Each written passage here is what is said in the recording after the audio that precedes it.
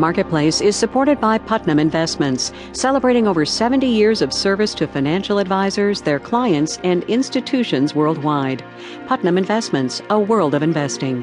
Produced in association with the University of Southern California. Burgers? Check. Dogs? Check. Beer, lemonade, and sparklers? Check.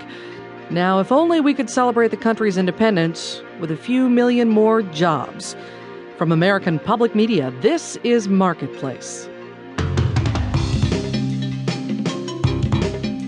Marketplace is supported by Gather.com, the social network where people can make new friends who share their interests. People talking about today's news at news.gather.com. From the Frank Stanton Studios in Los Angeles, I'm Tess Vigland in for Kai Ryssdal. Thanks for joining us on this Friday. It is the second day of July. Wasn't good, could have been worse. That was the verdict of one of those economic prognosticating outfits as we head into this holiday weekend with the latest job figures. The unemployment rate actually fell 2 ticks to 9.5%, but that's mostly because a lot of people got discouraged and gave up looking for a job, which means they are not even counted anymore. Payrolls dropped by 125,000 jobs, but most of that was because temporary census workers are done. So what's the big picture here? We asked Marketplace's Mitchell Hartman to suss it out for us. Gary Burtless at the Brookings Institution has seen plenty of recession recovery cycles since he became an economist in the late 1970s. He says the employment hole we've got to dig out from this time is the deepest yet. Somewhere between 8 and 9 million. Just how hard will it be to get back to break even?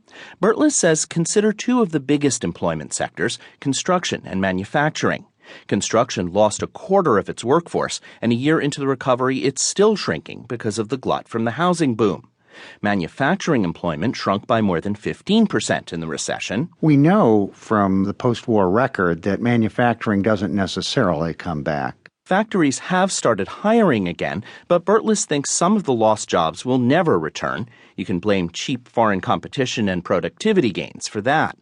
The bright spots in the recession have been healthcare, education, and government, but even some of that is faltering. State and local governments faced very dire budget situation, and I'm afraid a lot are probably going to shrink their payrolls. The federal government, of course, already has, with the end of temporary census work, which kicks 500,000 or so mostly white-collar workers onto the unemployment rolls. For me, it's back to the full-time job hunt. 51-year-old Larry Lomax looked for almost a year before finally landing a job with the census in January. He stayed 6 months and finished up today using his previous experience as an insurance executive and IT manager to move up the ranks.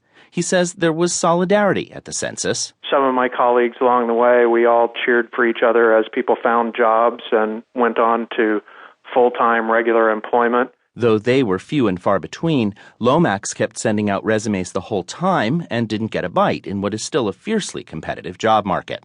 I'm Mitchell Hartman for Marketplace. So the overall unemployment numbers aren't pretty, but the complete picture is in some ways incomplete.